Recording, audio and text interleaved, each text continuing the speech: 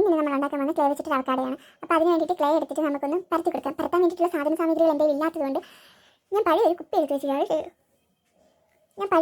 വെച്ചിട്ടാണ് അത് പരത്തി കൊടുക്കുന്നത്. പരത്തി കൊടുക്കുമ്പോഴത്തേക്ക് അതിൻ്റെ അടിഭാഗം അത് ആ പരത്തി കൊടുത്തത് തിരിച്ചിടുമ്പോഴത്തേക്ക് അത് കറക്റ്റ് ഷേപ്പ് എന്ന് വെച്ചാൽ കറക്റ്റ് രീതിയിൽ നമുക്ക് കിട്ടും.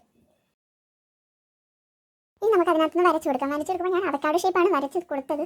പക്ഷേ വരച്ച് വന്നപ്പോഴത്തേക്ക് അത് വേറെ ഏതോ ഷേപ്പ് മാങ്ങയൊക്കെ പോലെ എനിക്ക് തോന്നി.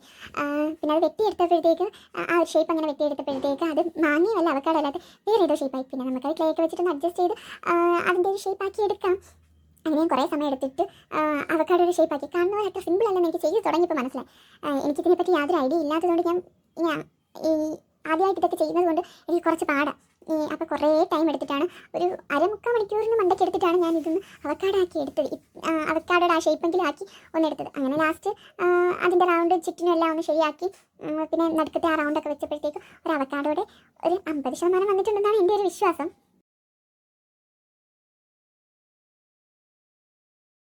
അത്ര പെർഫെക്റ്റ് ഒന്നും അല്ലെങ്കിലും കുഴപ്പമില്ലാത്ത രീതിയിൽ കിട്ടിയെന്ന് തോന്നുന്നു. ഇനി നമുക്ക് ഉണക്കാൻ വേണ്ടി വയ്ക്കാം. എനിക്ക് ഇഷ്ടപ്പെട്ടെങ്കിൽ ലൈക്ക് ചെയ്യും.